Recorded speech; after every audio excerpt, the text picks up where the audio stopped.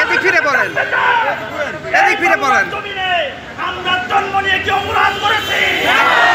দেশবাসীর কাছে জানতে চাই, বাংলার জমিনে জন্ম নিয়ে কি আমরা অপরাধ করেছি? 36টা মাজার শরীফ ভাঙচুর হয়েছে, কিন্তু ধর্ম প্রতিষ্ঠানকে খুঁজে পাই না, পরিদর্শন করতে চাই না। তো আমরা চাই ধর্ম উপদেষ্টা সাহেব, আপনি জ্ঞানী লোক, আপনি যেভাবে মন্দির পাহারা দিচ্ছেন একইভাবে আপনি মাজার পাহারা দিবেন।